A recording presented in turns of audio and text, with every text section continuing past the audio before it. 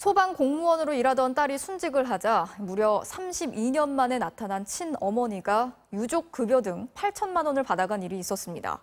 딸을 어렵게 혼자 키웠던 친아버지는 이게 부당하다면서 양육비를 청구하는 소송을 냈고 법원이 결국 아버지의 손을 들어줬습니다.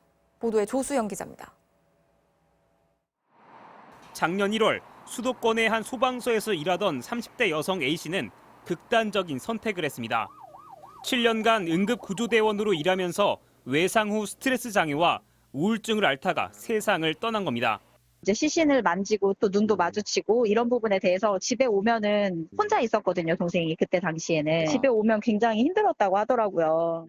인사혁신처가 순직을 인정해 유족들에게 유족급여가 지급됐습니다. 그런데 반전이 있었습니다. 32년 전 이혼한 친어머니가 갑자기 나타나 유족급여의 절반 정도인 7,700만 원을 타갔고 매달 91만 원의 연금도 받게 된 겁니다. 양육을 했는지 여부 등이 심사 대상 자체가 아닙니다. 순직인지 아닌지만 심사합니다. 그렇게 해야 된다는 그런 법이 있는 건가요? 네, 그분이 민법에 따른 상속인이기 때문에.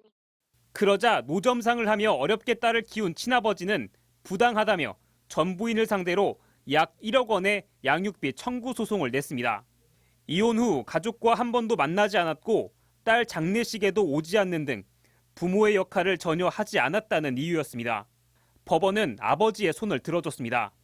비록 이혼했더라도 자녀를 키우는 데는 책임을 함께 져야 하는데 한 푼도 주지 않았다며 전 부인은 전 남편에게 양육비 7,700만 원을 지급해야 한다고 판결했습니다.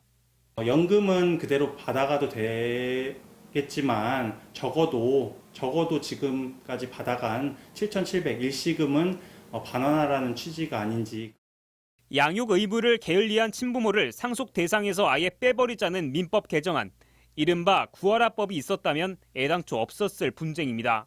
법이라는 게 시대가 변하는 거에 따라가지 못해서 이런 상황들이 이제 발생되는데 시대도 변한 만큼 법도 잘 바뀌어서 사회에 맞게 잘.